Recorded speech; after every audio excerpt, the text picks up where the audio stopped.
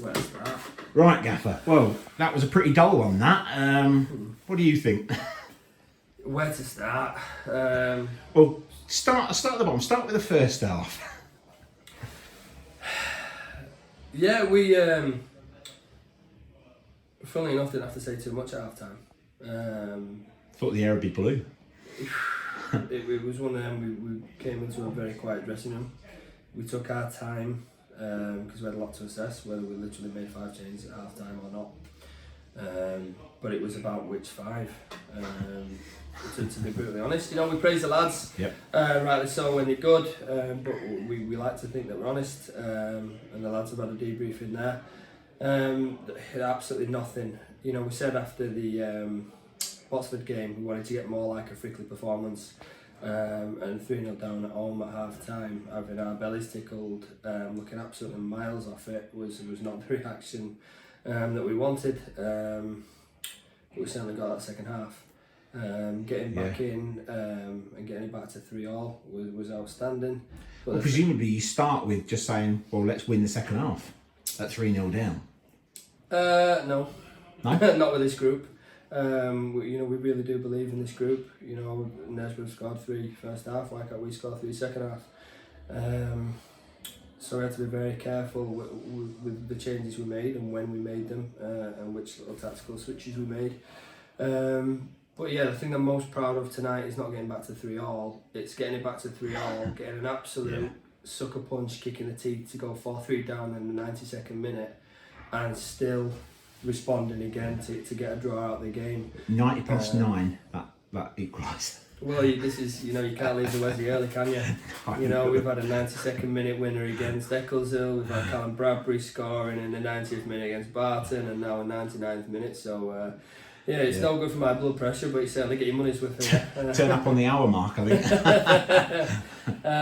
So there's, I don't know where my head's at with it at the minute. It's a mixture of being really proud of the second half performance, coupled with really embarrassed about the first. Yeah.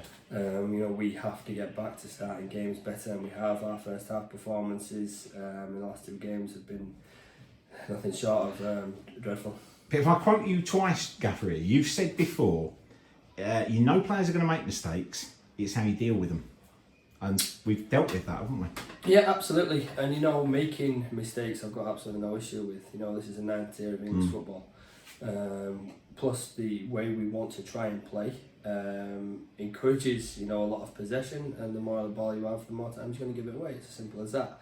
And we don't want to stray away from that to get desperate to try and get results. And the second half, you've seen the fruits of that with, full-backs overlapping and ended up scoring goals in the box with Josh Haig, which is a really good finish from him. So I'm delighted for him. He's still sort of doing a job for us at left back, but I think he's certainly growing in the position, and particularly for how we want to play with our full-backs getting forward.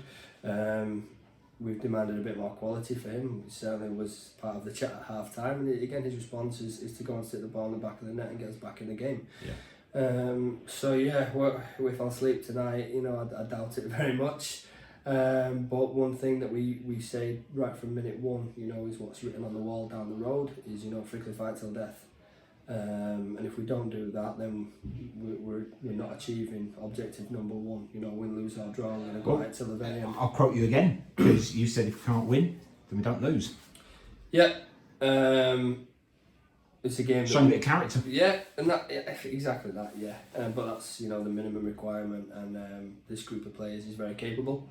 And the chat after has been, that we wanted to win the game. So getting ourselves back in a very good position, potentially 2 points dropped, but that's detrimental to Knaresborough really, because I thought they were outstanding first half and battered us all over the pitch. It's a draw, probably an even result at the end of the game. Fair play to them as well for when they get it back to 3-3, they didn't fold, they went and scored again. But yeah, like I said, it's never dull down here, is it? You certainly get your money's worth, which is great for everyone else apart from me. Yeah. Can we have a dull 1-0 win on Saturday? Oh God, thank you for it. But yeah, it stops, a couple of back-to-back losses. Yeah. The most we've lost on the spin is 2. And last time it was by 2 goals. The last 2 has been by 1 goal. And then we get back to a crazy game, but another positive result tonight. And a lot of players have dug themselves out of a hole here today. Because had we not had that response second half, there's plenty of food for thought, which is a shame with such a talented and such an honest group of players. But there was no way we were ever going to accept that. And if we had the option to make 11 subs, we would have done it half time. But the reason why we didn't was a mixture of belief and wanting to see a reaction, and also couldn't select who was the worst out of our bunch. So, but this shows what belief does. Yeah, and that's what the dressing room's about. And I will mention it. We've had a staff member that's had the opportunity to go to the NPL Prem this week, go 2 leagues higher, close to home for him, certainly more money, and he's opted to stay here due to his belief in the group and the way the club is, and the positivity and belief in what we're trying to achieve here, which speaks absolute volumes. Yeah. I'm extremely proud of that, and I mentioned that to the lads after the game. You're going to have good times through the season, you're going to have bad times, but win, lose or draw, we're all in it together. As long as we stick together and we keep believing. And from a staff point of view, we've got a very small staff. We've got Sarah, the physio, who's outstanding. She's had to come here on crutches tonight. She could have easily stayed at home and said, I'm not fit to come. But again, her dedication to come in, Bailey having the opportunity to move on and opting to stay with us. And obviously Blake, who, a man can't speak highly enough of him. So I'm very fortunate with my staff. I'm very fortunate with my group of players. And if we accept those first half performances, then I'm doing them a disservice. So yeah, delighted with the response, delighted to come away from here with another positive result after two losses. I need a beer, Jesus. Well, it's just we should probably finish on the last one. It's just flashed up on the screen here a tweet from one of our good friends, Scoop Dick Mound, and he's put from shocker to stunner, and I think that's about right, isn't it? Yeah, if I have any left by Christmas, I'll be happy. Cheers, Gaffer. Thank you very much.